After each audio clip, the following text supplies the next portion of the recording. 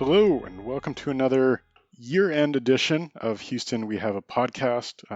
We are, as is becoming our annual tradition, doing our top 10 movies of the year. So this one being our top 10 movies of 2020. I'm here with just Paulo, no guests. Um, Just Paulo. just Paulo. Um, so the way that we've done this, kind of similar to how we did last year, is me and Paulo have each come up with our own top 10 lists. And what we did is we merged those together to make a consolidated top 10, which is what we're going through today. The ones that we both agreed that we liked are at the top. In the case of this year, the top four movies are ones that both of us had on our top 10 list. We both like those. And then numbers 5 through 10 are ones that one of us had and the other one did not. So it's not just going to be a kind of pat on the back of these movies. I think there's going to be a little bit of critique or conversation about whether or not these are actually good movies, especially the first one that we'll be talking about. Um, so yeah, before we jump into that, I just wanted to kind of pose the question of, is there anything you wanted to give an honorable mention to, or things that you maybe have on your radar that once you get a chance to watch them, you think might be on your top 10? So for me personally, I saw a shitload of movies this year for obvious reasons. Not having anything else to do and being cooped up at home. But I don't feel, even with the sheer amount of movies that I watched, I don't feel like I saw that many things that I would have. I feel like I've left out of my top 10. I will give an honorable mention to Ma Rainey's Black Bottom, not because I particularly loved it that much or even liked it that much, because it's not normally the type of thing that I would watch or enjoy, but I just thought that it was very well done. And it's based on a play. Uh, which you can immediately tell like 10 minutes in. I don't know how to explain. It's just like the way that people talk, the way that all the actors like are. I don't know how dramatic they are, and just the monologuing that they tend to do in that movie. You can immediately tell that it's based on a play, and it's about a black jazz musician in olden times. Like I don't know what year, 70s, 60s, the time where like racism is. That's all of time.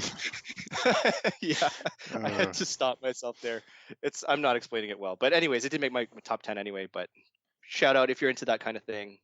um I don't know, and I feel bad, almost feel bad for including my 10th our 10th place movie. So uh, but we'll get into that later. yeah, so two movies that I saw that almost made my top 10 but didn't for exact opposite reasons would be Mank and Possessor. So Mank is like an incredibly well-crafted movie. It's in black and white. It's all like, artsy art form, but I didn't really care about the story or the characters at all, but I appreciated the craft of it, so I liked it for that reason. Whereas Possessor is the complete opposite, that it's a very sloppily made movie. I think it was the director's second movie, son of famous Canadian director David Cronenberg. So Brandon Cronenberg is the one who made it. And you can tell that it's early in his filmmaking career, but the ideas and the stories are really, really interesting. And I feel like if you merge those two movies together, you'd have like the best movie of the year, but for complete opposite reasons, they're just like not good enough. And then the other thing I wanted to give a shout out for was there's a Carey Mulligan movie coming out called Promising Young Woman, which is kind of like a revenge slash horror tale, which is on a lot of top 10 lists for people that I respect. And so, based on that in the trailer, I feel like it's something that I'll like. I just haven't been able to find a copy of it. So, depending on when I can watch that, that might get inserted in. Is the lady in that one also in Hobbs and Shaw, or am I thinking of a different movie? You mean like the main sister of what's his Yeah, face? No, no, of no, Jason differently. Statham. No, Oh, Carey okay, never Mulligan's like mind. very classical British actress. Actually, I don't even know No, if she's sorry, British. I know it's not Carey Mulligan. I just thought there was it's like she Oh, was in it as well. what's her name? Vanessa Kirby? I think she Yes, that's her may name. be the supporting actress. Actually, now that you mention it, Oh, okay, cool. So I'm not completely crazy. cool. All right. So without further ado, let's start the top 10 list, and an entry that I'm very interested in because we haven't talked about this, and you're going to have to justify why this is on the list. So why don't you take it away? So at number 10, we have Wonder Woman 1984, and Carson is shaking his head already. I, For I would like to reference, preface. yeah, for reference, you asked me about this a few days ago, and I told you not even to watch it because it was so disappointing. But now it's on our top 10 Your list. your Sorry, exact go ahead. words were it's shockingly bad. Carson's Yeah. exact words where it's shockingly bad. Maybe I'll post the text message on our Instagram later. But honestly, I don't even know where to start with this. I feel like I I liked watching this movie as a spectacle. And just there are so many things in it that I don't think I would ever see in like a blockbuster, quote unquote blockbuster movie. Like Pedro Pascal is like channeling his inner Nick Cage. Um, just like the it's oozing with like cheesiness from the very beginning. Actually, no, the very beginning sequence, it was like I think the most normal part of the movie. It's this whole like Diana as a little girl, and she's participating in some like Amazonian Olympics competition. That part was like cool, but then from that point on, it's like a normal movie, and then from that point on, it's just instant cheese, instant over the top, like insanity. Like it doesn't make a lot of sense. It's really like she's like like fighting bad guys and like winking straight into the camera. Like I thought the first 20 minutes were like an Energizer commercial. It was so like I mean, not to say that it was. I mean, So I I have it guess on the top 10. one thing to Sorry. mention before we go too much further, we're going to be going into spoilers for all these movies. So if Yes. you don't want to hear this, I'll post the time codes in the description so you can skip ahead. But we're going to be talking spoilers about everything on our list. Yeah, and I mean, especially for this one, like I could do a whole episode on this, a whole podcast episode on this because there's so much wrong with it, and I think Carson will help me explain some of those things. But I mean, it's just like I just enjoyed it while I was cringing. It's hard to like hard to express. Maybe I could compare it to uh watching Triple X Return of Xander Cage because I always talk about that movie on the podcast, even though it's the dumbest movie ever. But like I was entertained, and that's how I felt in this watching Wonder Woman, and also um, right before I get into spoilers, I think it was so naively positive um, that I mean I think and my fiance made a good point about this. Maybe it was the movie that we needed to end off the year because we just needed some positivity in our lives, and maybe I just also feel like it's super bad at the same time because I'm just hardened and cynical.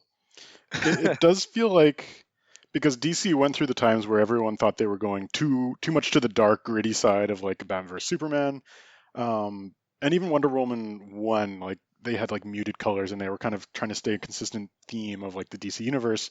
And then at a certain point they decided, oh, this isn't working. Let's just be like Marvel. And then Justice League was made and it was all like, bright colors and everyone make jokes and stuff like that. And then it seemed like that got bad reviews and they're now doing the Snyder cut and they're kind of saying, okay, we do need to go back to something a little bit more cinematic, more dark, more gritty to be differentiated. But I think at that point they had already wrote and shot this movie, and so like they made this movie under the assumption that they were going to continue on that the Marvel path, and it was like all this, and it just doesn't fit what DC has done. Is that your hypothesis, or do you actually know I don't that? I don't know, but it Okay. feels like okay. So this is the part where we're going to go into spoilers. Yeah. There's a certain point where all of a sudden she just brings her invisible jet out of nowhere. And then another part Yeah. where she starts flying, which doesn't make any sense in the continuity of the DC universe because she's not flying in Batman vs Superman. And it's just like, oh, we need a scene that makes it look like the old TV show. And it's like, it was just bizarre that it's like, I, I didn't It understand what was was going on. bizarre. I didn't Yeah. understand what they were trying to go for. I mean, I think I understood what they were trying to go for, and like from this point on, disclaimer to anyone listening, it's straight out spoilers for the rest of the episode. Like I can't explain my love for this movie without spoiling everything. But yeah, it's oh my god, I still don't know where to go with it. There's so many things. Like the invisible jet thing that you were just mentioning. I just want to make a side note about that. Like that whole scene where they're like having a conversation where, oh, we need to fly to Egypt or something. So she just walks up to the museum with Chris Pine, who's come back to life. I'll explain the story of the movie later. I just have to get this off my chest. But they walk up to the museum and they steal a plane, and he somehow just knows how to fly it, even though he's been dead for 40 years and like technology is completely different from World War Because One. flying is flying, and he's a good pilot. Yeah, and then she makes it invisible. But anyways, um, like okay, sorry, I have to like collect myself. I'm getting excited just I do agree talking. with one thing you mentioned, that Pedro Pascal absolutely hamming it up is genuinely entertaining, despite the fact that it doesn't really fit into any type of like what Hmm. they're going for. But he's like so comically bad, it is funny. It is similar to a Nick Cage type thing. Yeah. I mean, before I went off on that strange tangent, I was trying to say like I think I know exactly what they were trying to do. Like they were trying to make it like cheesy, and like from what I've read, it's like a nod to like old like Wonder Woman movies, or like 70s, 80s, where it's like very is it tongue in cheek, or Yeah. like hammy, cheesy, that whole thing. And that like is evident from the very first, sorry, the second scene that I'm talking about. There's like a fight in the mall where she's like handling these robbers, these jewelry store robbers, and like saving children. And it's I can't stress enough how cheesy it is from that point on. It's definitely like they're trying to remake something from the 80s or 90s that just like you can't get away with that today. And so it's an interesting comparison to a movie I was just talking about, Possessor. So I mentioned that it was made by Brandon Cronenberg, who's the son of David Cronenberg, who's very much known for like the physical body horror type stuff where it's like stuff made of masks, stuff made of like physical special effects. And I had wondered going into that movie, like if he's going to try to do some of that stuff, because you can get away with that in the 80s and 90s. You can't really get away with that in the 2020s. But he did, and he did get away with it. Like it actually worked in a bizarre way. Whereas like what they're doing here, it's like, okay, they're trying to recapture that magic or that idea of what superheroes were 30 years ago. But it's like people, even Marvel, when it's really funny and like upbeat and has jokes, they still try to take themselves seriously somewhat. Hmm. Well, I mean, and that's where I start to lose it, because I don't know if like they're doing all these things, and I don't know if they're trying to be serious. Like Pedro Pascal, for example, like we mentioned, he's hamming it up like all the way, and I think of him as like a good actor, and I just can't imagine what direction he was given to make the choices that he made, like, or if he just saw how the movie was coming together and he was like, okay, I just have to like completely go for it because this is off the rails. Like he's so I mean, I can't just keep saying he's so over the top. Like you get the If idea, but nothing else, he has avoided himself being typecast because he was playing more serious. I guess like in Game of Thrones, he was kind of more silly as well. But it's like mm, he's shown, despite the fact that he didn't do it particularly well. Well, actually, no, I won't say that he was bad. I would say that it was a bad choice because it didn't really fit the movie, but he was good at executing it. And I think it'll help his career because it'll bring more roles for him to be like, oh, you're not just the Mandalorian, or you're not yeah. just like this serious guy. Wait, so you're saying like his choices didn't fit the movie? Like you feel like it didn't fit the movie? It's hard to say because like what is the movie? Like it's so bizarre. But it's like Okay. I feel like in terms of execution, like he did it properly. It's just that, Mm. and maybe it's they tried to combine too many different themes and styles into the same movie because it seemed like he was off on his own movie, and then like Gal Gadot was off on a different movie, and they were somehow on the screen at the same time. I I I don't know. I kind of disagree with that little bit about Pedro, saying in that I think what he was doing exactly fit with the movie. With like it was a bit of ridiculousness which I think fit maybe not the intentional theme, but I mean, let me get into the story because like just explain the plot if I can, because I think it'll make a little more sense. But basically, there's this stone, this wishing stone that was created by gods that Gal Gadot finds, or she works at the museum with Kristen Wiig's character, who we have not mentioned yet. And Kristen Wiig is like it's like one of those she's all that type characters. She's like the unpopular, no one cares about her. And anyways, they find that they're working on the stone, um, and they soon discover that it grants a wish to whoever's holding it. And so Kristen Wiig wishes to be like Diana because she seems so cool to her, and then Diana wishes for Steve back, and then Pedro Pascal comes in because he's like this oil baron whose his business is failing, so he's been searching for the stone um, to so he can like rebuild his fortune and not be a loser. Like his exact words, like show his son that your daddy is not a loser. I'm a like I'm a cool guy, something like that. Um, I should mention so this premise I like. I think it's an interesting premise. I'm more concerned about the execution of it, but go ahead. yeah, no, I mean, I totally agree with you with the execution because like from there we somehow like it turns into like he just has a line of people outside of his office just like he's granting their wishes so he can take something back because that's how the stone works apparently like it grants your wish but then you lose what is most precious to you, which is I should note is not really explained right away or very well at least because like he starts doing like granting all these or sorry his first wish is to become the stone so that he can grant other people's wishes and then take things from them. But like when it first started happening, he was like granting all these wishes for no, and it seemed like for no reason. And then he's just like, okay, and I'll take this. And I was like, why? Yeah, Like, Pedro Pascal figures out how it works before the audience does. So yeah. there's a bit of a part of like, wait, why is this happening? Hmm. And it the way that the wishes are granted is so comically like timed. Like I don't know if you've ever seen Wish Upon. No. Um, okay, it's like this teen movie about this girl. She gets a wish box and she's like, and she starts using it to become popular. Basically, same kind of concept, but it's one of those like dumb teen movies where it's like, oh, I just wish this popular girl would go rot. And then like the next scene, the girl's at home and like her skin starts peeling off in the mirror. Like in the same way where Pedro Pascal, he's like he wishes he becomes a stone and then he makes a wish, and then he goes to his assistant and he's like, "Don't you tell me you wish for more help?" And then she's like, "Do you?" She's like leading people into making these wishes.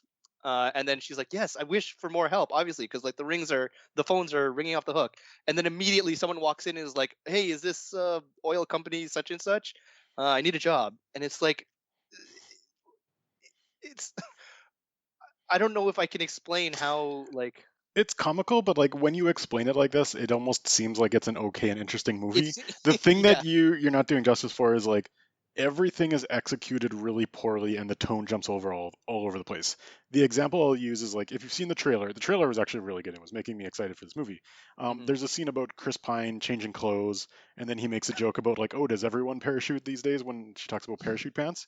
And like that scene in the movie, you have like the right music, you have the right editing to make it comical, and in the movie it's just so flat. Like the music doesn't fit, the way he's Yeah. telling the jokes, it's almost like they took the worst cut and put it in the movie and took the better cut and put it in the trailer.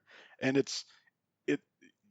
it doesn't do justice to say why it's bad to just explain the plot, because it's Yeah. how everything is done is just so bizarre and so poorly made, which I was that's why I said it was shockingly bad, is because it's the same director as Wonder Woman 1, and that movie was pretty well made. And like Patty Yeah. Jenkins, like I believed in her, and she went on this kind of tirade, not tirade, but she kind of complained how at the end of Wonder Woman 1, how there's like that big CGI fight, that was something the studio told her to throw in. Um, and then it's like, okay, you're saying the studio made you do one, and now this movie is your vision, and I your mean, vision and she execution got is her way. garbage. So maybe listen to Well, the studio more. is this you saying that now? Maybe This is listen me to the saying studio this. more. That's Yeah, how like Wonder Woman has broken Carson in that he's telling the directors to listen to the studios now. And that's another thing that I wanted to touch on, which is the ending. So like ultimate spoilers now, and this is I want to call back to how I mentioned there's like some weird like almost childlike naive naivete, for lack of a better word. I don't know if I'm using the right one. But basically, Pedro Pascal has gotten access to like some satellite where if everyone is watching, he's technically touching them because of the particles. Um, so he can grant everyone's wishes at once, and simultaneously take like things back from everyone across the world. And like it's showing like a terrorist like in the middle of a war zone is like watching him like, oh, I wish for nukes. And then like Wonder Woman to stop him, like there's no fight, like you mentioned, there's no big CGI fight even with Cheetah, who's Kristen Wiig has turned into. um like Wonder Woman defeats Cheetah and Pedro Pascal by giving them a stern talking to. She's like defeated and she's sitting against the wall while Pedro Pascal is in like a beam of light talking to the whole world like, give me everything, this is all that matters, I need more, but why wouldn't you want more? And he's going off on this monologue. And then Wonder Woman is like, she gives her little like positive like, you have everything, I can't even remember, like you have everything you need, the world is beautiful, like everything is awesome. And then apparently she was like talking to the whole world instead of Pedro Pascal, and then that just makes the terrorist like renounce his wish, like, oh, I guess I don't want nukes anymore, and he's like crying in a corner with his machine gun. And then Pedro Pascal just snaps out of it and like, out of nowhere, oh, okay, I have to go to my son now, like I don't want everything anymore. Yeah, so there's the one part of that where Wonder Woman talks to every person in the world, and then in Batman versus Superman, she's mysterious and no one in the world knows her. So let's skip past that little part. But yeah, if 2020 has taught us anything, it's that the people of the world are not willing to inconvenience themselves in any minor way to help out the rest of the world. And so her saying, you got to renounce your wishes to help out the world, like I was like, really? That's how you're gonna like because there was a part there where I was like, how are they gonna conclude this? Like Pedro Pascal, he's doing his speech, he's basically won, and it's Yeah. like you got to find some like really interesting way to close this out. But it's like, nope, just tell people to stop, and that's good. The one thing that I Guys, wish they be would have explained nice. more is earlier in the movie, Pedro Pascal is talking to his son, and his son uses his wish for his father to be good, not to be great, to be good. And so I think that's why he decides to stop at the end, because he decides to be good instead of to seek greatness. But again, you need to explain that a little Yeah. more. I think you're giving them the benefit of the doubt there with that one, because there's no reason, like there's not even a hint of I'm that being the reason assuming why. that's what they meant, but you're right. Maybe Okay. maybe they just didn't I care mean, enough. because it was a nice little, like it was a sweet thing when the son has that conversation with Pedro Pascal. By the way, he's Asian, and that's his son is Asian, and that's not explained either. Which, I mean, it's cool. Like I'm I all thought it was for going to be like like, when diverse are we going to see the mom to see that she's Asian to explain this? But nope.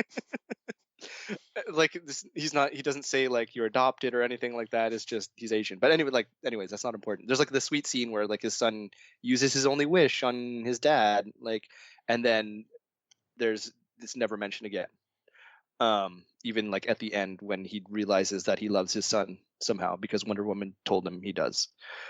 um so I mean, I could go on forever. Maybe I'll say like a few of the things that because I'm saying all these bad things as if like I didn't like them, but I do.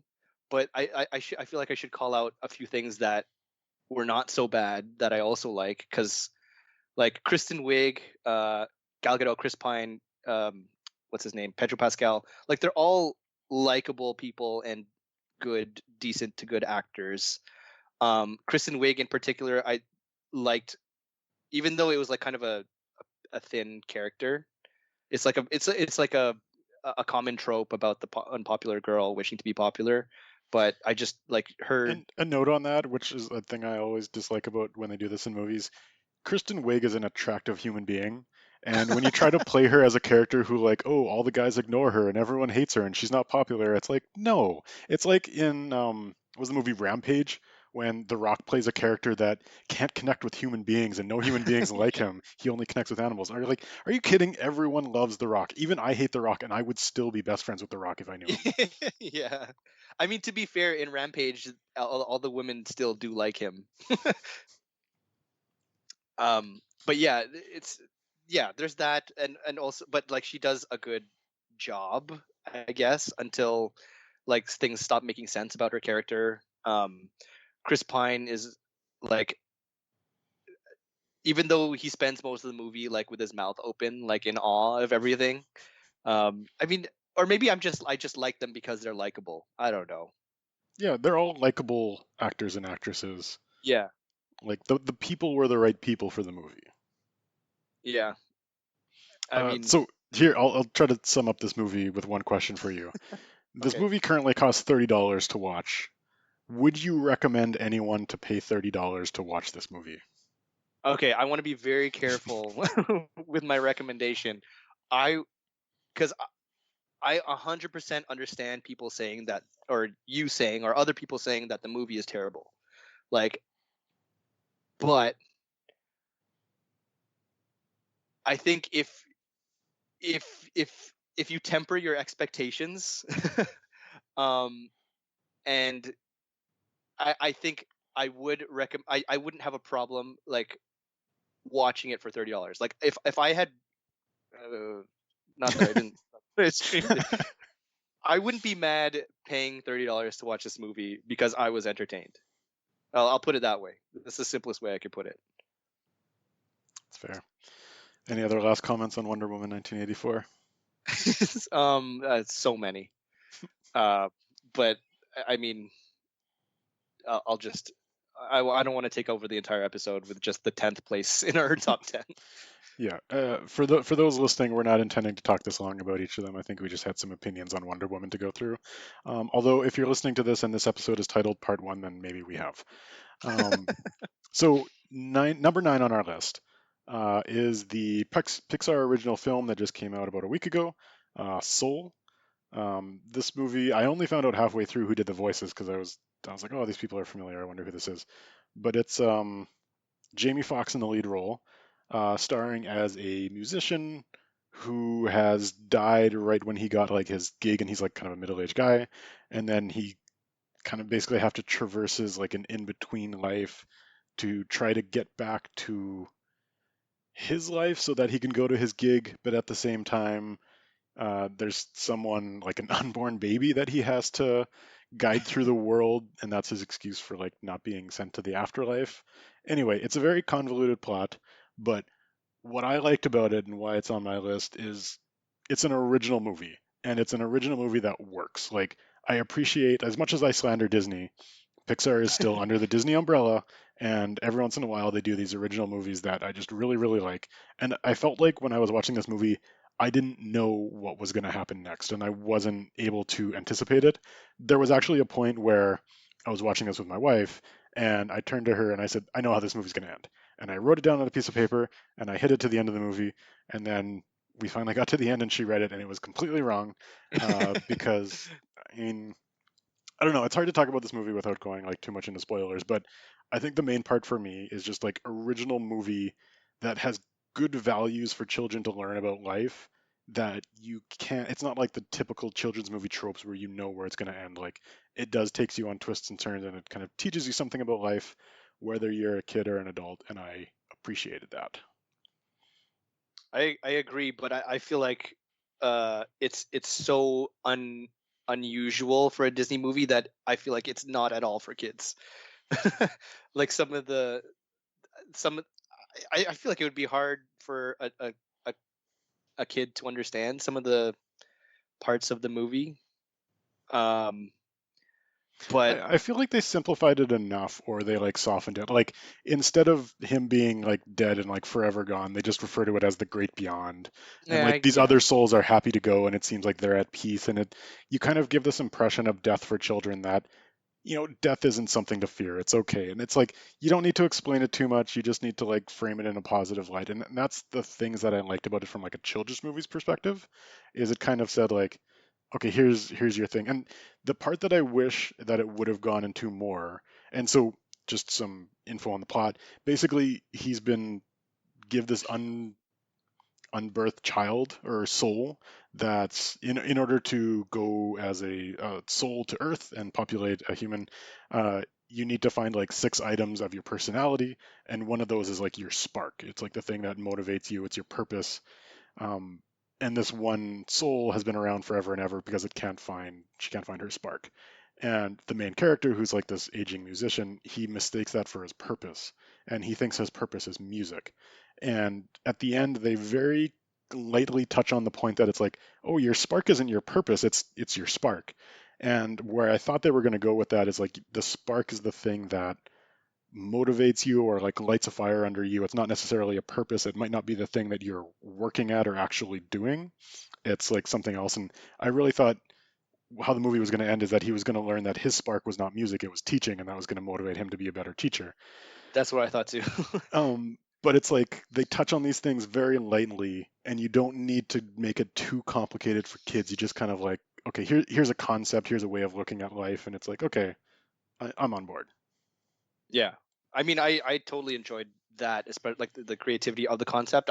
My point was that I don't know, maybe I'm not giving kids enough credit, but I just felt like the concept itself was a little just definitely focused more towards adults. But I mean, could be wrong. I don't know The kids.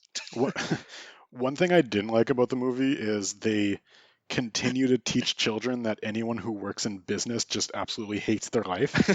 Yeah. There's a point in the movie They where become they, lost yeah, souls. lost souls, and it's somebody who's like a finance trader, and it's like, oh, anyone who is in finance obviously hates their life because they're not doing anything meaningful. And it's like, no, some people actually really like their life, or like they like that job. And the main bad guy in the, I don't know what you can call it, the in between world, is the accountant of that world. And it's like, Yeah. some people have a passion for accounting and they can be perfectly happy with this, and the world needs accountants. So it's like, that's okay. And I wish they would have, maybe not framed it like that as much. I mean, it was already I feel like it was difficult enough to have any antagonist in that movie. Like I don't think it was that much of him being the bad guy, right? I was hoping the antagonist would kind of be the main character who was trying to Mm. escape death and all that, and it was like, move the protagonist to the unborn soul, who it kind of did throughout the movie. Um, Yeah, and I wasn't a huge fan of the last like 30 seconds of what happens to the main character, but I won't go into ultimate spoilers on the movie. Oh, okay. We'll leave this one alone for that. Sure. I mean, it came out pretty recently. Well, then again, so did Wonder Woman, but And is this one, because this is on Disney Plus, is it just free on Disney Plus, or do you have to pay a it's premium on? just free. Okay. Yeah, it's just free, which is great. But yeah, I mean, I agree with you on for the most part. It was super cute. I love that they have spoiler alert, skip 5 seconds ahead. They took a dig at the New York Knicks, which is pretty funny for me. And yeah, it's just like I was just amazed at the creativity, not even just for this movie, but for a lot of Disney movies, like or Pixar. I just can't. I don't know. Maybe just because I'm not creative like that, but it's amazing to me how they can think of things like this, like Soul. Like, how do you think of this story? It's actually back when I was in business school that we did like a case study on Pixar and what their business, because it's really hard to teach businesses how to be creative, and like they have an environment like that where they kind of channel their creative minds together, that every step in the process you have to, as a director or writer, present to your group, and they have to give you feedback. And it's actually a really interesting study if you're into corporate design or anything like that. Steve Jobs is actually the one who helped design the Pixar kind of business studio and how they kind of channel creativity. So really, really interesting because yeah, they've been doing it pretty consistently for a long time now. So Yeah, well, that's cool. all right, that's all I have to say about Soul. Let's talk about something sillier. Did you? So number 8 on our list is Train to Busan presents Peninsula, which is the official title. I'm just gonna call it Peninsula because it has nothing, absolutely nothing to do with Train to Busan. Which, if you're unfamiliar, it's a zombie movie, a Korean zombie movie, based. Just a train. Obviously, it's on a train that's going to Busan because apparently it's like a safe zone. Peninsula is not like, I don't think any of the same actors are in it. It's just a big popcorn zombie movie. Basically, this guy who used to be in the army during the events of Train to Busan, like he lost his family to zombies, and now he's like a a lost soul, soul. Um, and he's just like wandering the streets of China, and then he has to do a job for these Chinese gangsters to get a truck full of uh, guns, money. I can't really remember, Money. from money from the, like, from the zombie zone, like from the unsafe zone. Um, so yeah, it's just like an adventure, and then he has to deal. There's like I read a really good comparison about it being like Escape from New York, I think, It's very similar except to Escape Korean. from New York, yeah. Yeah, which I've actually haven't seen, but I trust the comparison. Um, and it's just very, as far as zombie movies go, I mean, there's, like we've said before on the podcast, you can't go in a lot of different directions nowadays with zombie movies, but I feel like this is unique enough, and I enjoyed the uh, the bombast of this movie. It's quite silly and fun. Um, yeah. So when I first saw your top 10, there are certain movies that I had questions about that I'm like, why does Paulo like these movies? I watched Peninsula. I don't like. Oh, okay. I don't want to say I hate it, but I do not consider it to be a good movie by any stretch of the imagination. But I also don't have any questions as to why you like it. Like I get it. It's batshit crazy. It's also everything in it has been done in some other movie.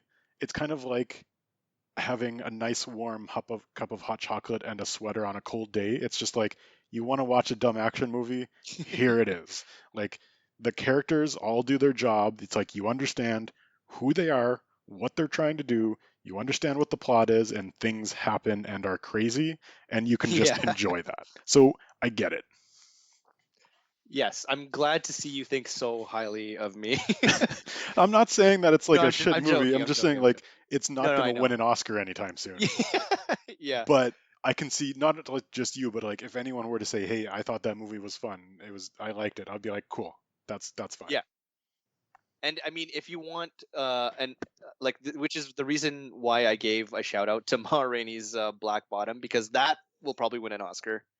Because everyone's out acting each other, um, even the supporting characters. But this, yes, 100% will not win an Oscar.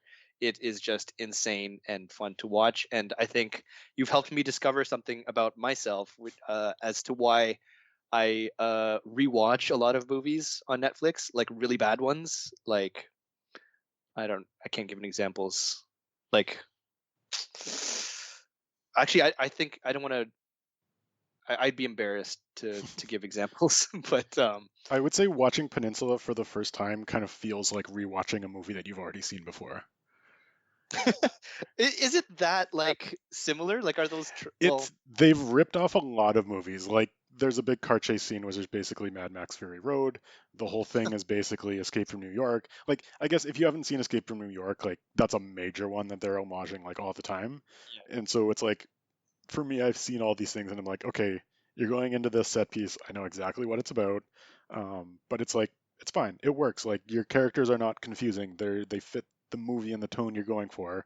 They're all silly, but it's like they're all silly together, and they know what type of movie they're in.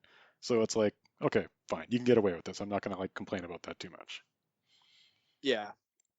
I mean, that's the spirit of it. One thing to Uh, mention though is that the CGI on the cars is like absolutely insane. Like, the physics on how cars work in this universe is not of the planet Earth. It's like something else. really, I don't remember it standing out to me that much. Maybe it wasn't like animated well, but like, what are you referring to exactly? It's like all of the cars are indestructible, and they'll just Oh, like okay. and accelerate at like a million feet a second. Oh no, okay, no, you're right. I remember now. And it's No, like that it yeah, reminded me of that one scene in Baby Driver, which is the one car scene that's in the trailer where like he swoops around and then he like donuts around like a garbage truck that's coming out of an alley. And that's basically like every scene is them drifting like through a pile of zombies, and there's no real consistency. Like when the movie wants a car to go through an entire horde of zombies, they just like fly through them. But if it's a bad guy, then it's like, oh, they get stuck because that's too many zombies, and it's like, okay, yeah. don't think Or if about it it's a too giant much. Just transport truck that has to yeah, stop now, the zombies will stop them. yeah, but it works. Yeah, I mean, it's fun. That's I could leave it at that and say nothing else. Except I mean, and the only other point I'll make is I feel like, and I feel like I've said this before on the podcast, but Korean movies, like 99% of them, have to have this like, even if it's a silly movie like this, have to have this like dramatic, tear jerking piece to it, and then I think this one was like the mother and the daughter. Um, oh, I'm about to spoil it. That's fine. It's been out for a while. Spoiler alert, skip 30 seconds ahead if you don't want to hear this. There's like the at the very end, like they're trying to escape onto like a UN chopper, and then the mother, like the mother of the daughter that he discovers in this like unsafe zone, he's trying to get them out, but the mother's like about to give herself up, so her daughter will escape, and it's like this huge like dramatic, which is very kind of out of place. I found out of place in this movie because like the mother is like about to shoot herself so her daughter won't come back to save her, which one, like how would the daughter know that that's being done because like she's covered with zombies right now. But anyways, it's I think what I'm trying to say is it's a Korean movie, so if you There's a if you're familiar section with them, there's a yeah. section of that that probably should have taken about 30 seconds, but instead took like 7 minutes. Yeah, It's like very, very dragged out for every ounce of emotion they can wring out of it. yeah. And she ends up making it anyway. Yeah. He saves her. Yeah. Anyways, that's all I have to say about that. All right. Next up is a very different movie. The only documentary of our list, number 7, is Boys State, which is a documentary that is, I'm going to see if I can get the name right, from Apple TV Plus, I think is their new streaming studio. So Boys State is a documentary that is about a basically political summer camp in Texas, and it's a real thing that happens every year. It's like a 2 week camp where you go to do politics, and like it seems like this is the entry. Like this is almost like a mandatory thing you'd have to do if you wanted to get into politics, because like Bill Clinton went to it, Dick Cheney went to it, like a lot of like famous Texas politicians went through this camp. And basically the idea is you get 1,000 boys together, you split them into two groups, like two political parties, and then you just say, have elections, elect each other. And so like the ultimate prize on all of it is like who's going to be the governor, but then they also elect like internal roles, like the secretary of staff is the one who like runs all the meetings once they do that like first day. And so there's a real like Lord of the Flies type element to it where it's, these are just boys who are meeting themselves for the first time, but they're like, if you're interested in politics, you're interested in yourself being the politician. And so you have to somehow convince yourself, people who want to be in power, you have to convince them to get on your team, even though they know nothing about you. And the party that you've been split into doesn't have any ideas or like, I guess, kind of platform you have to come up with it all. It's just do the politics, and it's like nothing else really matters. And so it's this really interesting story of all these like different kids who, one guy is like more shy and he's trying to figure out how to find like his own confidence. There's another guy who's just like, I just want to be the governor. And it's like, oh, what are you standing for? It's like, I don't know. I'll figure that out once I know what other people want. And it's like a very interesting commentary on politics. And like over the course of these 2 weeks, like they get very cutthroat on each other, trying to figure out like, um, they're about to do like speeches, like the final two candidates who are going to be the governor candidate for one of the parties.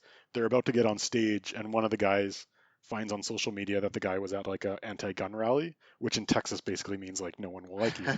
And so, like Yeah. 30 seconds before the guy goes on stage, he's like, "Hey, I just want to let you know we found out about this social media post. Good luck on your speech." And it's like all this crazy shit that happens, and then like they start their own like social media accounts and they start like slandering each other behind closed doors, and it's just like it gets And this really is real. crazy. This is real. This is a documentary, and it was Yeah. at the end of it they showed where these kids are now, and because it was like 2 3 years ago, and it's like a lot like some of them have gone on to, even though they're probably only like 18 19 years old now, they're actually like starting their own political careers because some of what they learned in this camp. um, but it's yeah, like I don't have that much of an interest in politics, but it's like just a very interesting character study on like these different people and kind of what they've been put through. I'm curious. So I don't. Um, for the actual election that they do within the school, if when they win, it's just a mock, right? Like when they win, they don't win any power within the school, right? It's No, just basically all. like the last day of the camp is election, and it's like you win and then you go Yeah. home. Oh, okay. Yeah. Okay. Yeah, because like okay, this is what I didn't really get about like these types of mock elections, because I did one in high school, and I represented the NDP. By the way, we won the opposition, which is not important for this podcast, but um in something like this, couldn't why can't they just be like, I if you elect me, you get everyone gets $1 million. But that's the thing is like they don't get $1 million, and like the people No, who I are know. voting know that, and Yeah. so it's like yes, why would someone else like you? Like why would someone? Because they're split. There's 1,000 of them, and they have like 500 on each side. And so for someone to Yeah. win, you have to get someone to vote against the party that they've been put into. Mm, And so the way they do that is like they start spreading hate around the guys who have been elected to lead, being like, hey, you've just been put into this fake party, but these guys are total assholes, so just vote for our party. And it's like there's not much at stake, so it is really just like pure politics to get people to vote one way or another when really there's yeah, nothing at stake. that's cool. Because also you don't know what these people vote for, but then they decide to all, like start talking about things about what their stance on gun rights is, what their stance on abortion is, which like in a very conservative Texas state, to do anything that's not conservative is kind of like no. Yeah, And so when it's like when they find out that some of these kids are, pro-abortion or pro, or sorry, anti-gun rights, then it's like this is a huge thing against you. And then there's like one kid who's black, and then the other group makes fun of him, like they say some racist shit, and then they use that against that other, like the whole other party, to be like your yeah, party supports this stuff. And so it really is just like created out of nowhere, but then so much interesting stuff happens just because everyone's trying to get somewhere, so they're just inventing shit up as they go. yeah. I feel like I've seen this movie in on Reddit and in Facebook comments. But yeah, no, it does like But one of the messages that I kind of like at the end is like it seems like a lot of them were spreading hate or like going hardline on certain things because they just wanted to be popular and they thought that that's what they needed to do to win. And then it's like once they actually like talk to them after the thing is done, it's like, oh no, I actually like the guy who made fun of the guy for being anti-gun rights. At the end, he's like, yeah, I don't think I'm for gun rights either. I just said those things because I thought it would get me elected. And yeah. it's like, I don't know, it's interesting. It's a maybe a bit of a behind the scenes look at real politics, which I appreciate. I might Yeah, actually check that one out. yeah, that's all I have to say Uh, about Boy State. I kind of don't. No, never mind. Okay, so the next movie on our list, what are we at? Six? One, Yep. two, three, four, five, six. I had on my list. Carson did not have on his. Was The Outpost, which is kind of a standard military action, not uh, true story, true story ish, like a la Black Hawk Down, about just this, obviously this outpost in Afghanistan, which apparently is like the worst located outpost of all time, because like it's in the valley, surrounded by all these hills. So like all it's just nicknamed like it has some nickname like the death zone or something because everyone is supposed to die there. Um, and it's pretty standard. I mean, like it's nothing. new. Like if you watched Lone Survivor, if you've watched Black Hawk Down, We Were Soldiers, stuff like that, which I like all those movies and those types of movies, so that's why it's on my list. You'll probably recognize uh, parts and tropes of this movie. But I mean, I think it was. I think I'm going off how this one. Like I was very engaged in this one.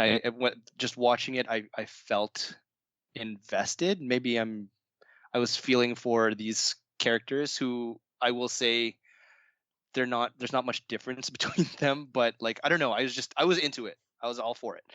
Um, I will mention that uh,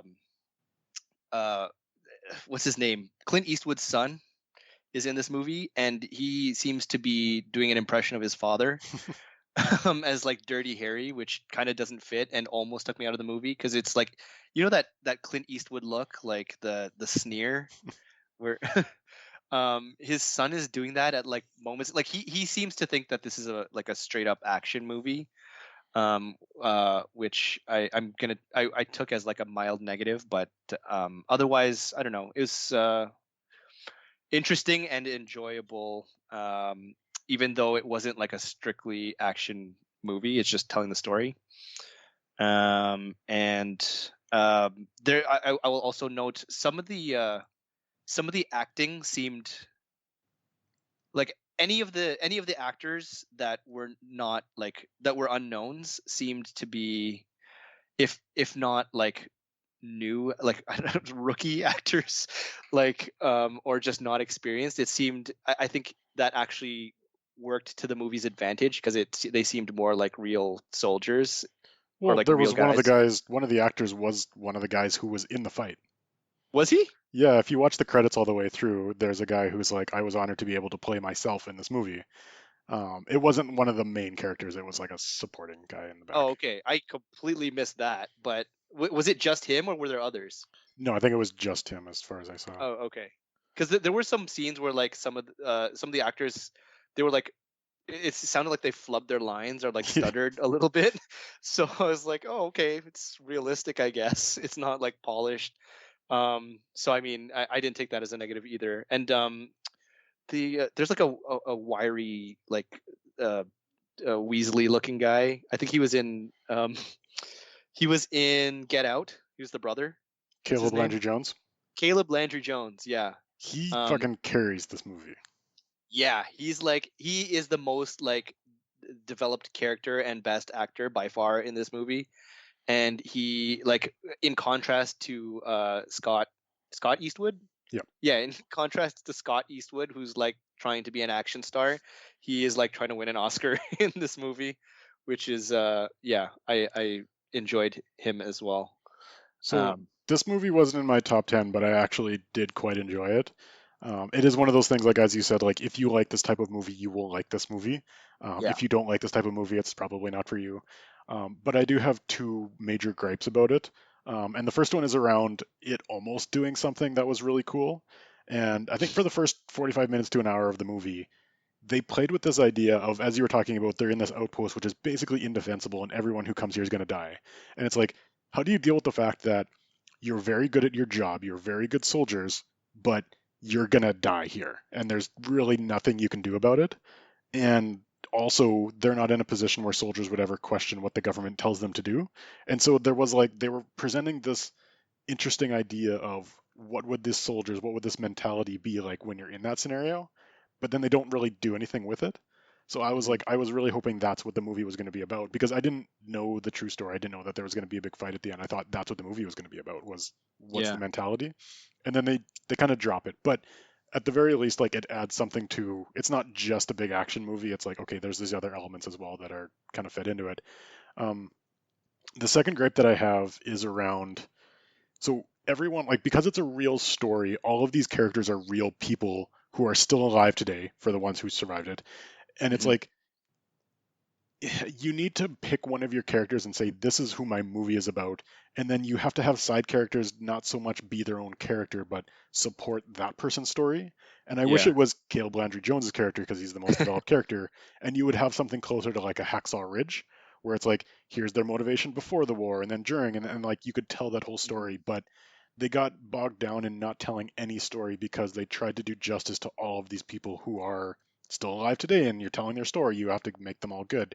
And it kind of reminded me of why I don't like some of the Avengers movies, is because every movie in Avenger, or every character that's in Avengers, is somebody's best character or somebody's favorite character. And so you feel the need that you have to do justice to that character and not just make them a side character. And that's what this movie felt like, is like every character was a main character, but you didn't have time to develop any of it. But Yeah. in that trade, you didn't have like the stereotypical bad guy like of the group or anything like that. It was like at the end, I didn't even like when people were getting shot. I was like, I don't even know who this person is. Like, Yeah. Well, they came close to that with Caleb Landry Jones, I think, but the problem with that is that they started his character as being someone that no one liked. Which I mean, it's good. He had like an arc and everything because he's the guy that no one liked, but then he came to be like a hero basically. Like he was invested in his brothers and cared about them and tried to save them and everything. But like like yeah, like you said, it it kind of like it turned away from that at some point and it was just focusing on everyone else. And they gave um they gave some of that treatment to Scott Eastwood as well, who was like the completely wrong choice because he his character was kind of just like I'm badass guy. Um, and there's also a guy who looks similar to Scott Eastwood, who's like the number three character, and I kept getting him and Scott Eastwood mixed up because they look very similar, yeah. and I got confused around like what were their character arcs. um, which I mean, of there were not many because I don't think like you said they were trying to do right by the real people, and I don't think the real people had character arcs um, at this The other outpost. the other thing I'll say about the movie is, so it gets to a point where you're like, oh, this is the end action scene, and I went to look at how far in the movie, and I was like, oh, there's another hour to go. And it's like, oh, this finale is going to be an hour long action scene, which again, if you like that, it delivers. So Yeah, I mean, even as far as action scenes go, it wasn't even like it wasn't even like a very standard action scene. It was more of them just like taking cover from getting shot at or blown up, and it was more. I think they tried to more focus on them like saving each other. It's just like it's telling that story of how they're heroes, which I mean it's fine. and I did appreciate that earlier in the movie they made a point of like mapping out the camp so you knew where all the things were. And so when they were talking like during this big action scene of like, oh, we got to get to this so we can defend this, and it's like, okay, I Yeah, understand that because you've explained it to me. yeah, So but yeah. Not much else to say about this one. It's it's, enjoyable if you like that kind of thing. it's very straightforward and just executed well. So Yeah, all right, so number five on our list, and this is the last of ours that only one of us liked, is another Pixar original movie called Onward, which I have talked to length in another episode that we already did, so I don't know how much more I want to go in depth here. But basically, it's a movie about kind of a fantasy world about two brothers who are, I guess, what do you call them? trolls, Are they trolls or elves or something like that? In the elves, world, they're like elves. they've lost magic, and so it kind of looks like modern day society. But you have like a little bit of magic. You have like unicorns and all these mythical creatures. And basically, they're on an adventure where their father has died when they were younger. They have a spell that they can use over 24 hours to help bring him back to life. And these two brothers who don't get along very well are forced into an adventure where they get to know each other, they get to understand each other a bit more.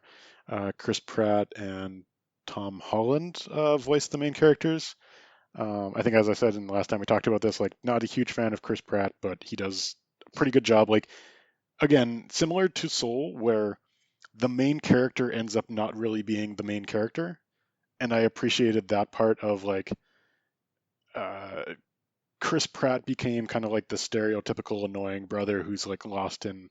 I think they're going for like an '80s rock montage, but they talk about him being into magic, and then it's like by the end of the movie, you end up sympathizing with Chris Pratt's character more than you do Tom Holland, and like the movie has been told in Tom Holland as the main character, and it's just like I don't know. They hit it out of the park on like all individual scenes and like what they were trying to do. The ending was not something I anticipated, and I also liked how they did it. and so it's just very solid all around. All right. I like paid attention to like 30% of this movie. I mean, not because it's bad. I think just in general, like animated films, I don't really like what's like anime Disney. Like Disney is a little. I watch a little more of the Disney stuff, but like it's still, I don't know, it just doesn't grab me, and I don't go out of my way to watch those things. Which, like, contrasting this to Soul, which is why I think I thought I enjoyed Soul more, and I was more invested in Soul because it felt a little more targeted towards older people, from my perspective at least. But yeah, Onward is good, but just not something that I like is my particular taste. Even though my guy Chris Pratt is in it. Oh, and Tom Holland. I like that. And this is like, I feel like I almost need to rewatch it because I've been reading a lot of like top 10, top 50 lists, and like Onward is nowhere. And even though this is our combined number five, this is my number one movie of the year. And yes, it's Wait, in a year. what? Yes, this is my number one. This is number one on my list, and it's number five on ours because like consolidated together, and you didn't like it. Um, and because 2020, there's not that many things that came out, and so obviously, like, if I compared this to my favorite movies of 2019, it probably may or may not even be in the top 10 because it's kind of a weaker year. But I really, really like this movie, and no, it's on no other list anywhere. And I feel like when it comes time for like Oscars to come out, like Soul will be the one that people kind of talk about more, especially because you have that whole diversity angle where everyone's Yeah. talking about diversity in film, and like Soul certainly does that. Um, I don't know. I really liked Onward. I liked the message. I liked all the characters. I liked all the scenes.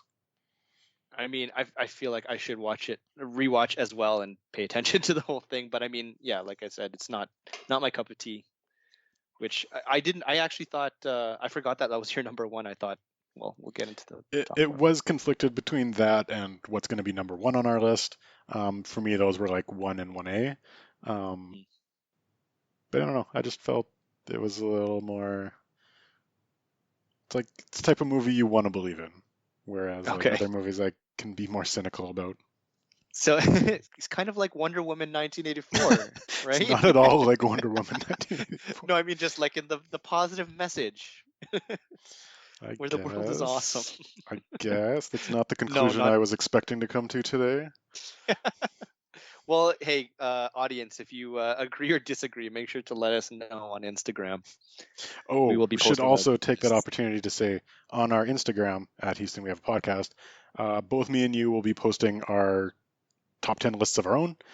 So if you want to check out what each of ours was on our own and kind of the things that didn't make it onto this list, we will be posting that shortly, probably before I upload this episode. So it's probably already there.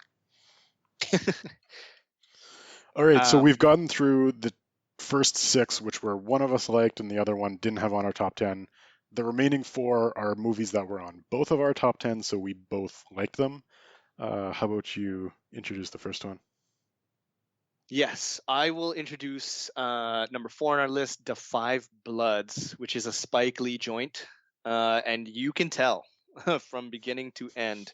I think nowadays Spike Lee makes statements rather than movies. And I first felt that watching Black Klansman, and he just turns that up to 10 in this one. And I mean, it's not a bad thing. It's hard to judge this as a movie for myself, at least, um, when I take that into account. But I still think it was very well done. The main gripe that I have with it is, I think at least on the first watch, some of the acting felt a little awkward. And two, it from one of the first few scenes, it was hard for me to get what he was going for, like the tone or the vibe of the movie. Like there's one scene where they go to well, sorry, the whole point of the movie is that these four friends, or these brothers, like quote unquote, like not blood brothers, soul brothers. um, they fought in Nam, and they're going back to retrieve some gold and their friend's body who died during the war. They hid this stash of gold, and they're going back for it. And like it's just a dynamic of these friends to like from the war to today. Like one of them, played by Delroy Lindo, is now like a Trump supporter. He's got the MAGA hat and everything. The other two are like, one's a successful businessman. One has a daughter in Vietnam from this lady that he messed around with during the war, I'm assuming. Um, and yeah, it's just them. It's like their story. And my second, yeah, so the tone point that I was making, like when they first get back to Vietnam, there's this scene where they're in a bar or a club, and they're doing like a Soul Train type thing, like they're all in a line and like dancing down the dance floor, and it's not like I don't know it. I don't know why I fixated so much on that part, but it just confused me. Like, is this supposed to be serious? Like, and a lot of it's funny, but I was thrown off a little bit. And there's other little bits of the movie as well that like are similar to that scene where it's hard to gauge what the tone is supposed to be. But I mean, other than that, it's like it's I mean, it's a good movie. It's hard to I don't know how you I, felt about I it. was okay with that Soul Train entrance because you had to establish that these guys were good friends and regular people before you went into like all the shit of the movie, and I felt Hmm. like it worked for that, even though like yes, it's very Spike Lee, Hmm. and it's like so I was okay with that part. What you said about, and I forget the movie you mentioned during your honorable mentions, being like a Ma play. Rainey. Yeah, so this movie also felt like it was a play. Like, and it's hard for me to describe why, but it just felt like a lot of the scenes were like, this was designed to be a play, and this is a set piece, and it's just very dialogue driven for a movie that's kind of about like Vietnam vets, and like there is some action that goes in, but Yeah. it was just characters talking to each other, and I like that. One of the things I didn't like about it is there are some very, very obvious foreshadowing in this movie that it's like subtlety and foreshadowing got thrown out the window. Yeah. And it's like, oh, I wonder why you're introducing this character. Um, but that aside, and this was a movie that I think I had talked to you a while ago about had you if you had seen it and if it was good enough because I was going to skip this movie because I had seen the trailer. I'm a little bit not I don't want to say fed up with Spike Lee, but like as you said, like he is making statements more than movies these days. And even though he's a really good Mhm. filmmaker, he's not as good as I think a lot of other people think he is. And so I was like, okay, I was not motivated to watch this movie, but I finally watched it and I really liked it. I don't think it'll be high on my top 10, but it is on my top 10. Mhm. And the reason why, which I would be very shocked if you told me I was going to say this, was because of Delroy Lindo. And like, I don't know what the last decent movie he's been in, but he carries this movie. Like, his character has the most depth for a character that's not, he's not the protagonist, but he's the most interesting character, I would say. Yeah. And he's the so like I mentioned, he's the one who's become a Trump supporter, and he has like this. There's a lot of complexity because like his son comes to join them like without telling him, and so that's exploring the relationship with his son, and like he's kind of going crazy, even like turning on his friends because of the gold and the guilt that he has over their friend that died during the war. Um, because he accidentally uh, killed them during a firefight, and his friend's played by Chadwick Boseman. Yeah, Chadwick Boseman, by the way, who Which is also like makes that very sad. yeah, oh man. But he was like the I feel like he was the Black Power actor, like from in every like he was even in Ma Rainey's uh Black Bottom, which I mentioned earlier, like three Oh, really? times. Yeah, I forgot to mention he is like one of the he's the other main character aside from Octave no, not Octavia, Viola Davis. And they're both giving really good performances. He likewise he does give. I mean, he's not in the movie a whole lot here, but he gives. I mean, he's always good, I think. But yeah, back to Delroy Lindo. I was surprised. Actually, I am surprised that you said that about him carrying the movie. But I'm on the fence. Like I agree and I disagree. One because he's given a lot to do, and at some points I feel like he's a little overwhelmed by it. Because I don't think he's ever led any anything. He's never been the main character. I've always thought of him as like a character actor. Like, is it character actor? Character actor, yeah. Like, can you give like an example? Another guy like him, like Eddie Marsan. I don't know. who? Uh, Eddie Marsan is like a British actor who you've probably seen in like 50 movies, but he's never led anything. Yes, yes, Um, yes. but yeah, so like, Oh yeah, yeah, if you look him up, you'll be like, oh, that guy. Um, Eddie Marsan. Yeah, but yeah, no, he's like in his Hobbs and character Shaw. is complex, and there's some scenes where I don't know if it's poorly acted or if they're trying to take that character a bit to the extreme, where it's like Hmm. there's a scene where he's monologuing to the camera near the end of the movie, and it's Like not, right into the camera. yes, and it's like I don't think it's acting. I think that's a style choice by the director. And I think That's fair. Delroy Lindo is doing it properly, but they're doing it, for me, it worked. It was, they weren't trying to do it conventional. They were doing it a little bit more flamboyant or like upplayed. And it's like, okay, for Hmm. me, it worked because, and they justified why he had that guilt and why he had the PTSD. So it's like, okay, Yeah. if he was like that and was unjustified, then I would say yes, it was over the top, and it kind of was at the beginning of the movie.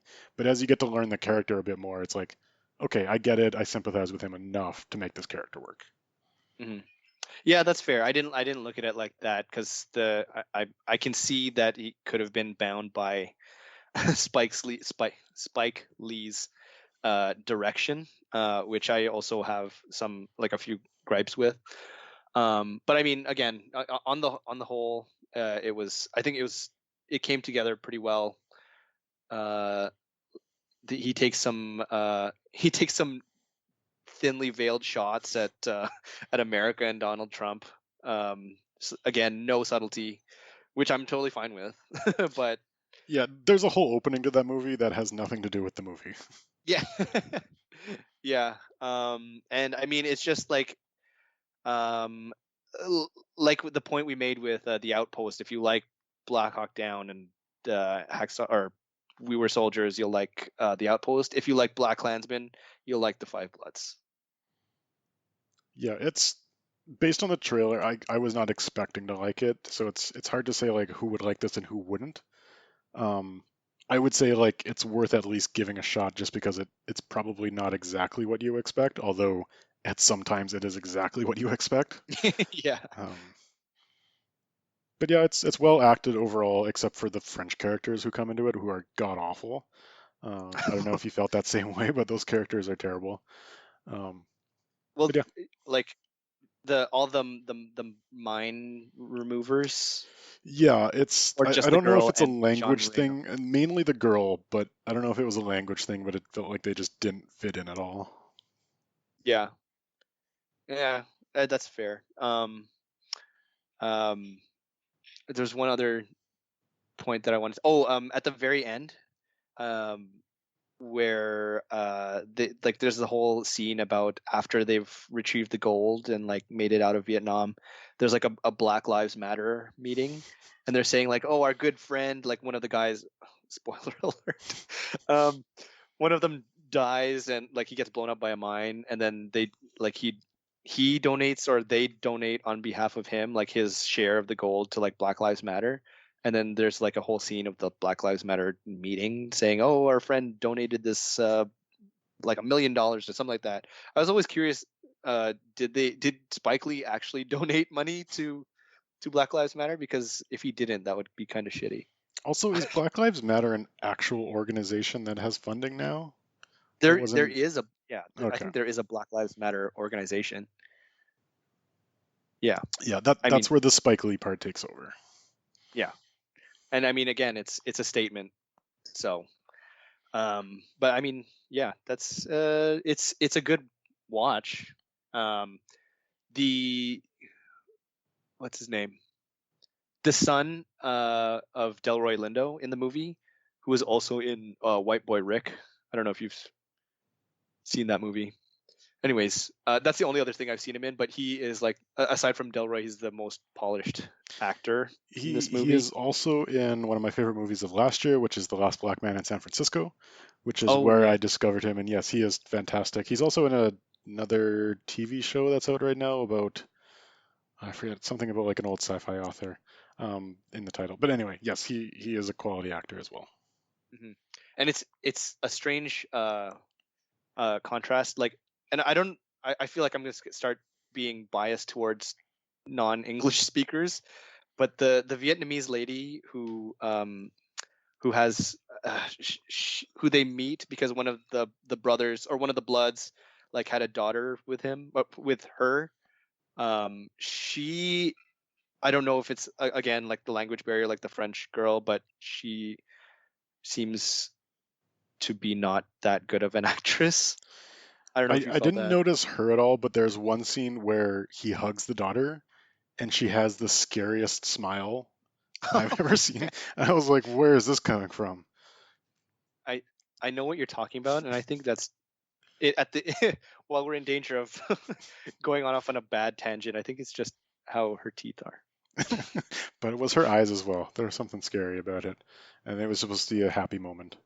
Um, my last comment about this movie is like, so the two other guys who are the Bloods are from The Wire, and there's the one They are? guy, yeah, and there's the one politician who basically made infamous the saying of like, shit. Sees that guy, and like he says it at Oh. one point. I kept trying to think like, where have I seen this guy from? And then he says it like that, and I was like, oh, he's that guy. He seems like And the really one that got blown up? no, he's the fat guy. No, no, him and the one that got blown No, up. no, the other guy who's the druggie. Oh, okay, okay, He's like an old detective on The Wire. okay, Um, okay. but yeah, they felt like almost out like, and this is I don't know if it works or hurts the movie, but they felt so out of place in a movie like that that it made them feel more like regular people and not ex-soldiers. And at a certain time in the beginning of the movie, I was like, these guys aren't soldiers, but then I was like, oh, these are just regular guys, which works for the movie. And I was like, I couldn't decide whether I liked their acting or not. I think I'm more on the side of that it worked for me.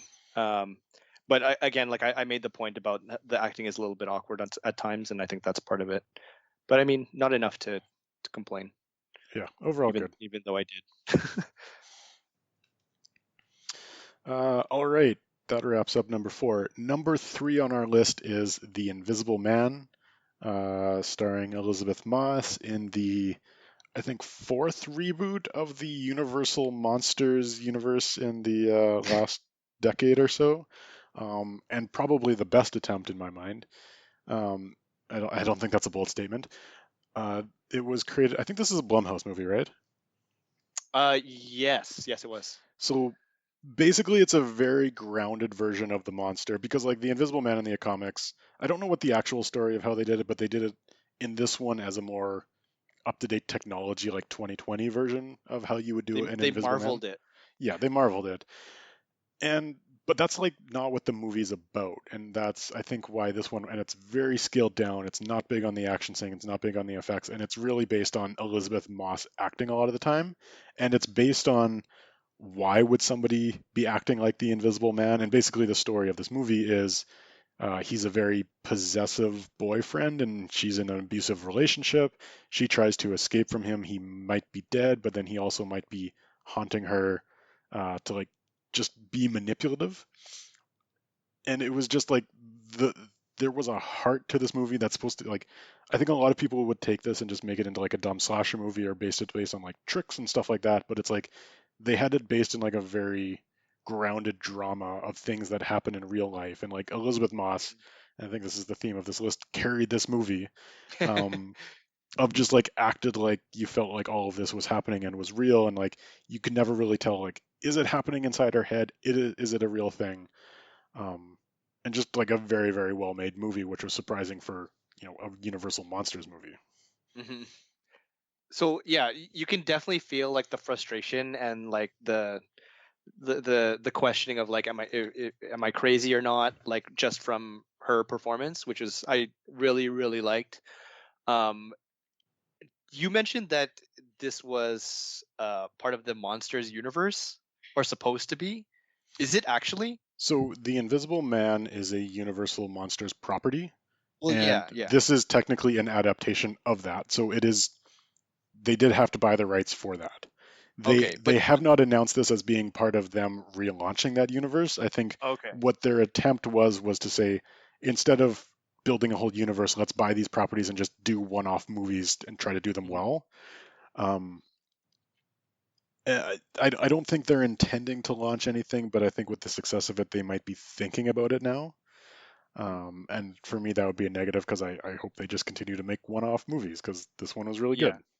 I mean, the way that they told this story, it would not make any sense for me to have like Elizabeth Moss now become the Invisible Woman and then join like a team of monster heroes. Like it's basically because She's it's gonna not join about up with that. Tom Cruise as the Mummy. Oh God. Because this is like it's not about that at all. This is gaslighting the movie. Um and it's literally like I mean exploring in a kind of weird way that like the abusive relationship that you mentioned. So I mean, yeah, it was good. It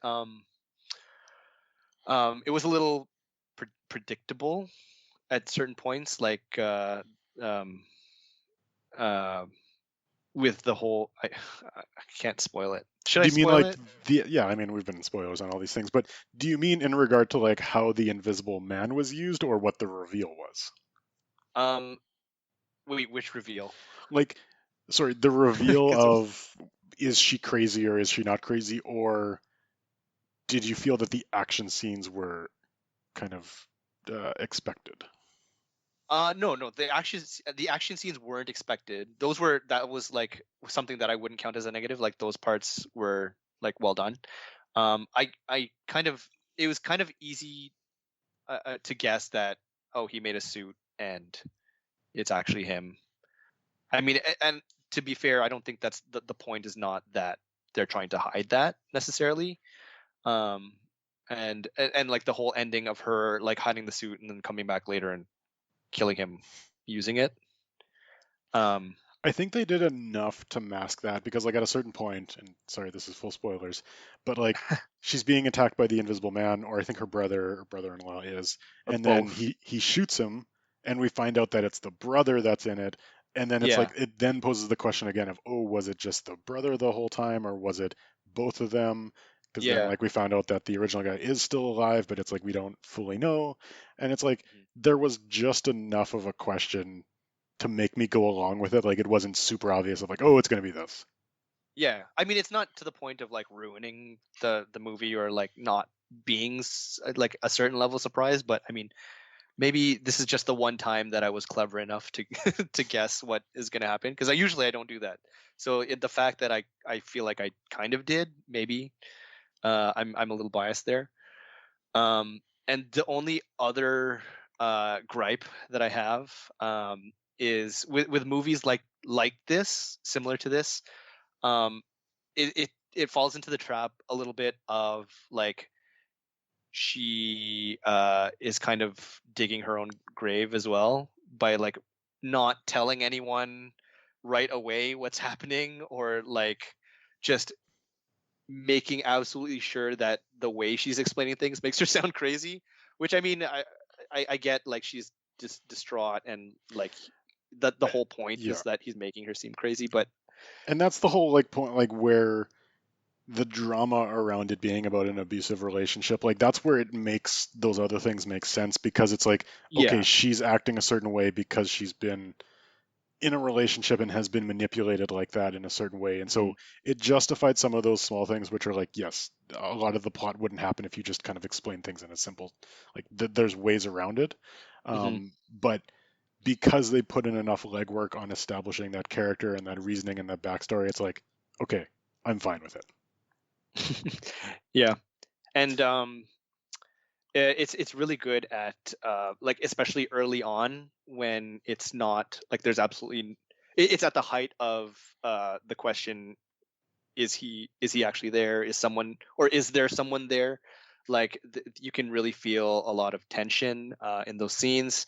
It is pretty, I mean, decently scary. um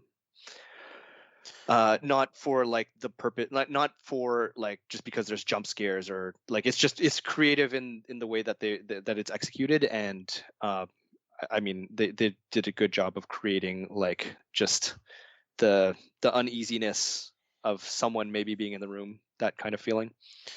Yeah, and for me, like the ending was justified. Like when you talked about like the ending being predictable about how she takes it and like kills the guy. Mhm. But for me, it works because the whole thing about has been about kind of a power relationship between them. And at the beginning of the movie, she's too afraid to even go out her front door to go to the mailbox because she's so afraid. And then at Right. the end, like her taking his suit and killing him, it's kind of like it wraps up that story of being like you had no power and then you slowly built it up and now you feel that you have the confidence, you have the power. You have literally Yeah. taken his power, which is his suit, from him. So Yeah. it's like because both of those things were going parallel to each other, I'm like, okay, it works. Yeah. I mean, cause yeah, it's not like the point is not for it to be a secret. I feel, and like you said, they do enough for it that it's justified. So, I mean, I don't count that as a knock against it. So, but yeah, it's good, well deserved of number 3 on our list, I think. Yep.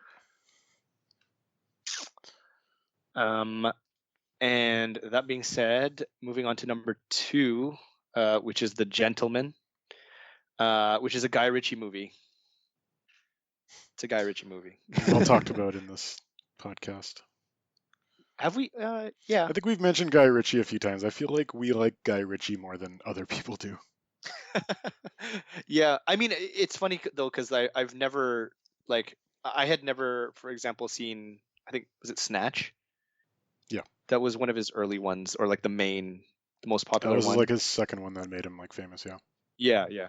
I had not seen that until maybe like earlier this year, and I didn't even really like it that much. But I mean, like I think that more recent Guy Ritchie, like The Gentleman, King Arthur.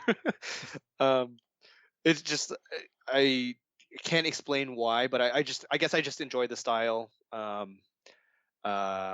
And yeah, it's hard for me to explain for myself at least. But the point is, if you like that kind of thing, it's all very similar. Um, but cool. It's cool guy story. Yeah, and that's I guess another running theme of this of like if you like this type of thing, you will like this because it's very Guy Ritchie-esque. It's the same type of like fast-talking gangster movies that you would seen in like Snatch and Lock, Stock, and Two Smoking Barrels, and even like certain scenes of King Arthur have like that same style as well. And like I appreciate that he's going away from the Sherlock Holmes movies, and he did Aladdin as well. So he was doing big franchise, and it's like Yeah. okay, now I'm doing my own like the thing that made him famous, which was you know character. If you've seen his original like Snatch and Lock, Stock, and Two Smoking Barrels, the ending feels 100% expected because it's like, oh, you have these several different stories that are going in different directions, and then they all collide at the end type thing, and it's like Hmm. not super surprising in terms of structure, but it works, and he did it before and he strayed away from it and his career wasn't working and now he's going back to it, and I appreciate that. And it's like I don't want him to do new things, I just want him to do that same thing again. And there's a good cast on this one. Like Matthew McConaughey does a very good job Yeah. in a role that is very Matthew McConaughey-esque. Not asking a whole lot of him, but it works. Eddie Marsan, who we just talked about, is also one of the supporting characters in this movie. Um, and you just have like a ton of supporting characters like that. Colin Farrell has a really good role. Yeah. That's like not a main character, but just someone who's adding color to the background type thing. And everyone's cool. Everyone says cool things, and I don't know. It's just really well done. Yeah. Yeah. It's what how witty I wish I could be in real life. The way that literally everyone talks, like you said. But anyways, yeah. It's weird because it's like second on the list, and we don't have as much to say about it. I mean, partly because we've already talked about it, but I mean, it's a well known Yeah, theme, I it's guess. a very comfortable esque type movie of like it's just I watched it for a second time and I feel like it was just as good. Like Hmm. because I think I'd said this about another movie earlier on, but watching it for the first time felt like watching a movie I had already seen on repeat. Hmm. Because it's like, okay, I know where it's going, but because people are talking in a cool way, I'm on board with it. Yeah. Um. Yeah. I mean, do you have anything else? I don't have much more to add to this one. All right. I it's tough because we've also discussed our number one movie, previously on the podcast. But But we haven't gone into spoilers, so now we can. oh yeah, So number one on the list is Tenet, which feels like almost a boring conclusion to a list. It's like the expected answer. This was the one that I was 1 and 1A with Onward on, but for very different reasons because, and I think we've said some of these things in the past, like Tenet is a very ambitious movie that sometimes works and sometimes does not work. And I appreciate what it was trying to do, and it was sometimes sloppy, but it was still good enough for me to really enjoy it.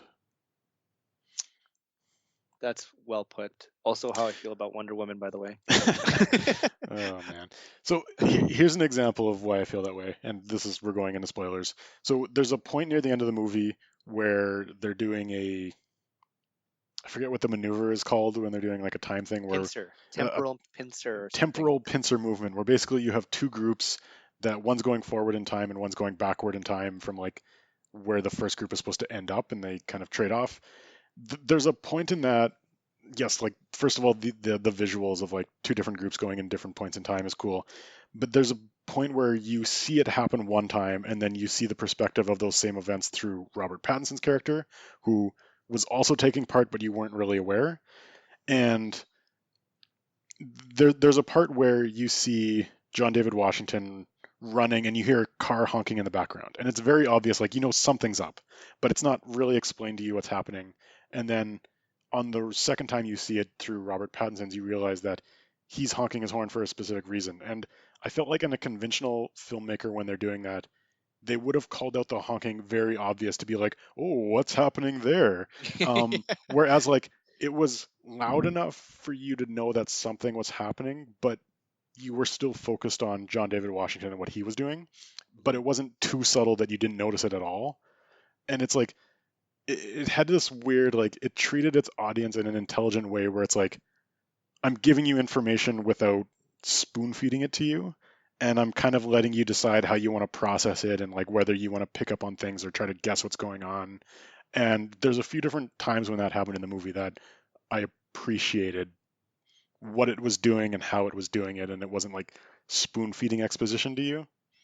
Yeah, yeah, and so I'm, I mean, not so much on the fence about that, but like I agree and disagree at the same time because the major complaint that and it's not really a complaint about the movie per se, although it could be part of the way the movie was put together or like the story was, which is like Christopher Nolan, he does get very ambitious with his like he's been getting more and more ambitious with his movies. Obviously, if you've seen Tenet, um, like that part at the end where you're talking about, I think that's the point where I was the most lost out of the whole movie, and that I kind of it's a bit of a complaint, but a bit not because I feel like it would make more sense if I watched it again, which I plan to. But I mean, and I understood enough to be able to follow the movie. Like I knew what was happening and like the whole temporal pincer move. Like okay, I get the concept of that. I get what they're doing, but it's like there's a lot happening, especially at the end that like it's very very hard to follow. And it's not like I want exposition. Like I'm not looking for it to be spoon fed to me. But I mean, once it gets to a certain point, I don't know. I'm pretty sure I'm not the only one that feels like this, and I'm not like dumb, but it's very the whole reason why I had this at number two rather than number one because I had the Gentleman number one on my list was like because for that reason like it was a little it lost me a little bit like I still appreciate the attempt like the creativeness the story the execution like everything was good and polished but like I and yeah, it was a little. It just lost me a little bit, especially at the end. But I think I understood it at a similar amount as you did, but I wasn't bothered by that. And so for me, there's a difference between plot and story. The plot is the literal events that are happening. The story is what those mean to the characters and kind of the character arcs and what you're watching the Hmm. story to learn. And the plot was messy, and that's also why I had it as number two. And it wasn't. There are things about the plot that you don't understand that's going on, but for me, I understood what the story was. And I understood, like, okay, there's a temporal pincer going on, things are happening, and we're trying to get to an endpoint. I didn't understand all the little things that were going on, but I didn't need to because I Hmm. understood the things that were important. And Yeah. another example that happened earlier in the film is they were going through some vault where they were like looking at art, and the art guy he's talking to Robert Pattinson, who's posing as like the millionaire, and he's saying like here's all the things that you need to know, and in our like he's saying things that I understood are going to be plot points when they do a heist later on, but I'm not pulling off the heist.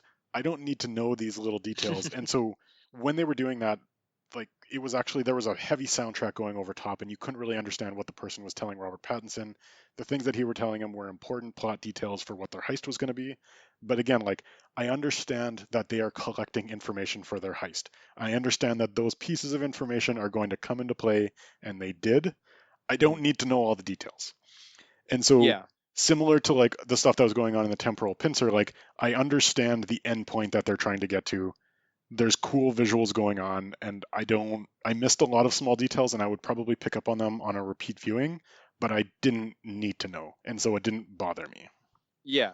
I mean, I agree with you for the most part, but there were certain things maybe I just understood like a little bit less. Like there were pieces that I missed that you understood, but I feel like some of the things that I was lost on, especially at the end, I wasn't sure if they were like if they were big or small things. Like if there was more significance than uh I mean, yeah, if there was more significance to them because I didn't really get them.